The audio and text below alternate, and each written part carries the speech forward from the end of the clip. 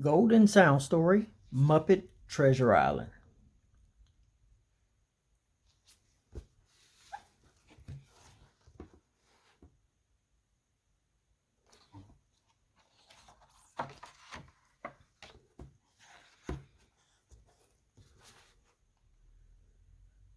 Jim Hawkins was a poor orphan boy who had only two friends in the world. One was a rat named Rizzo, and the other, well, let's just say his name was Gonzo. The three friends lived and worked at the Admiral Benbow Inn. Life wasn't very exciting for them until an old sea captain named Billy Bones came to stay. Billy loved to tell about his adventures and about a pirate named Flint who had buried a fortune in treasure on a faraway island. 15 men went ashore that day, Billy recalled. Only Flint came back. What happened to the treasure? Gonzo asked. Old Flint died before he could get back to dig.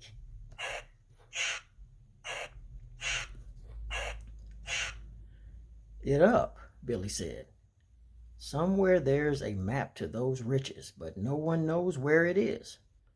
I'd give anything to find that map, said Jim. Billy Bones' eyes narrowed. Beware.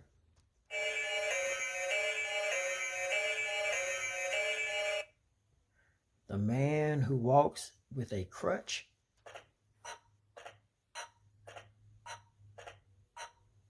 If you do, ahoy, matey.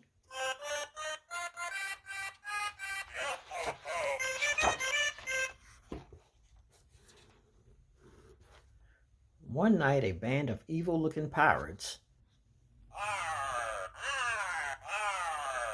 stormed the inn. We know you're here, Billy, ye sniveling coward, they shouted. We've come for the map. Pirates? Gasped Billy. Here, take the map and run. What map? Jim asked. Flint's treasure. Map, Billy cried. I was Flint's first mate, and I've had the map all along. Take it and go, but beware.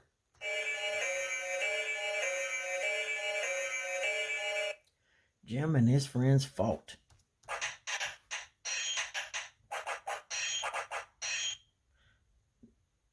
Their way through the angry mob of pirates and escaped with the map. Ahoy, matey!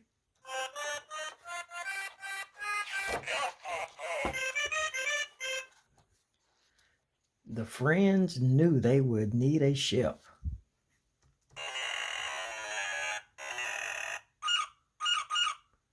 To go in search of Flint's treasure. So they went to see young Squire Trelawney, who agreed to help them. He found them jobs as cabin boys on the good ship.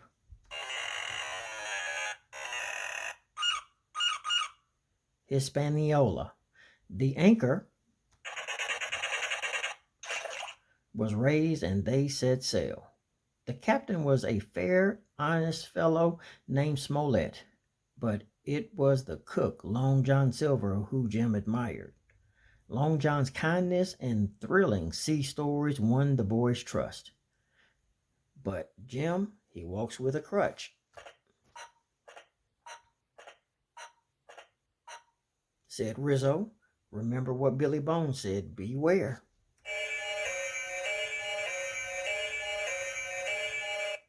Ahoy, matey.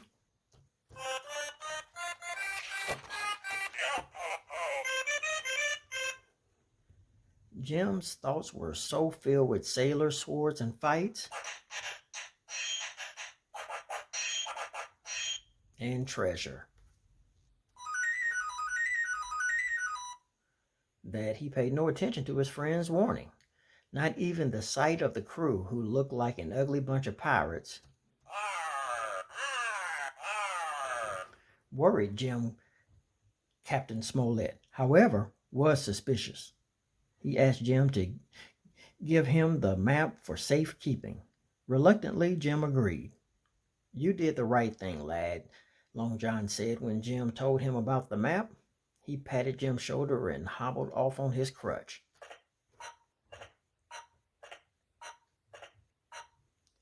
Jim wasn't so sure he had done the right thing. That very night, someone slipped into Captain Smollett's cabin and stole the map.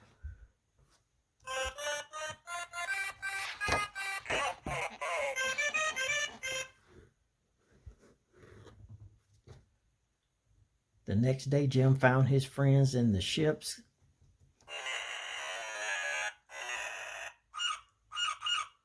galley.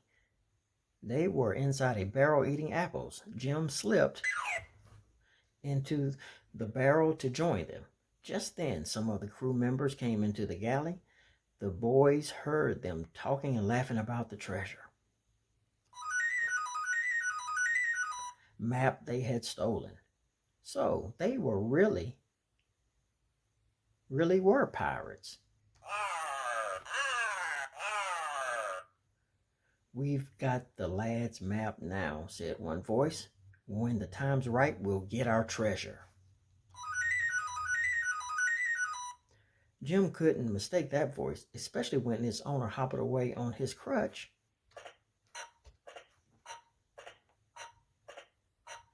"Ahoy, matey."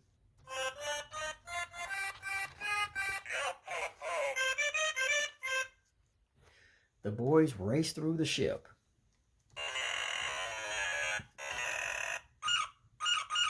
To find the captain. They had just finished telling Smollett what the pirates had said when they heard the cry, "Land ho!" Thinking quickly, the captain ordered Long John to take the crew ashore. The pirates were overjoyed. They had no idea that Smollett planned to strand them on the island. Only Long John was suspicious. So as the captain dropped the anchor,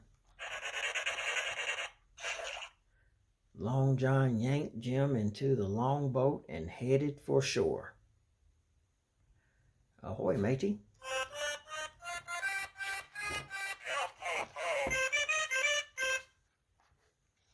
Captain Smollett couldn't leave Jim behind, so he, Gonzo, and Rizzo slipped into another boat and followed the pirates.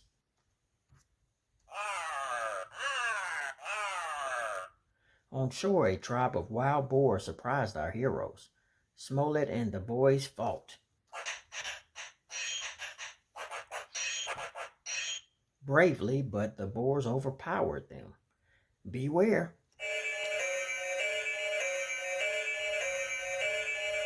"You have trespassed on our island," shouted the king of the boars.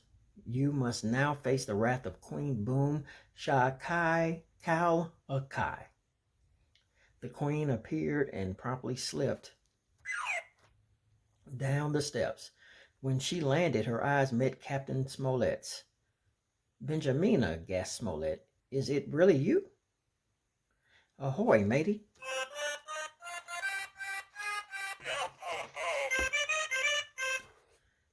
Meanwhile, the pirates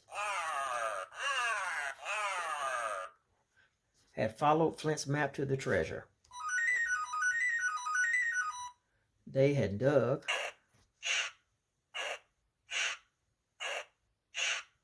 up several chests and found them empty. Thinking they had been tricked, they turned on Long John. "Run, lad, save yourself," Long John cried. As Jim slipped away, he heard Long John shout, "I like you, boy. I wasn't lying about that." While Jim escaped, Long John faced the gang of angry pirates. He scared them, and as everyone knows, scared pirates are pushovers. Long John was soon their leader again.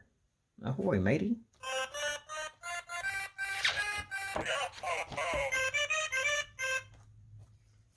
On his way back to the ship,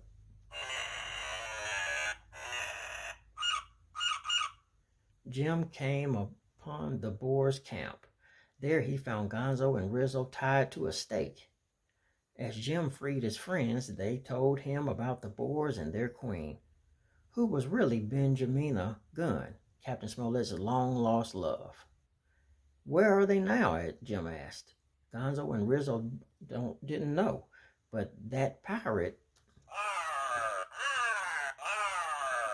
with that crutch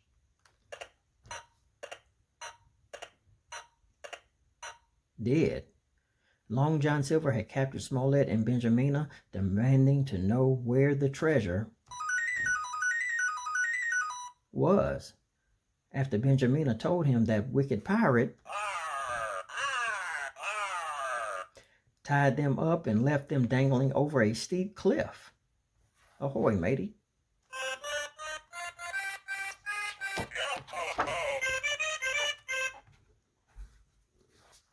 As Long John raced to find the treasure, Jim and his friends returned to the ship.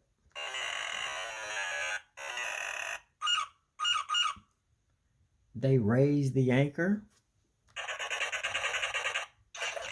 and set sail. The pirates had found the treasure, and they joyfully hauled heaping trunks on the beach. It was then they saw the Hispaniola heading straight for them. Just before it struck the island, Jim tossed the anchor, rescued Benjamina and Smollett, and jumped ashore to battle the pirates. It was a big fight.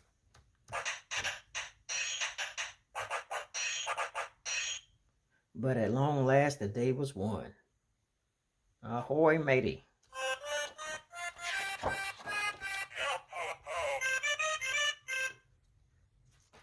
It was all over for the pirates. By dusk, every one of them was in the brig, and the ship was loaded with treasure. Jim and his friends gave a sigh of relief as the Hispaniola, with Captain Smollett and Benjamina at the helm, set sail for home. Late that night, Jim was awakened by strange noises. Up on deck, he spied Long John slipping away in one of the longboats with treasure. The two eyed each other a moment before Jim turned away. Ahoy, matey.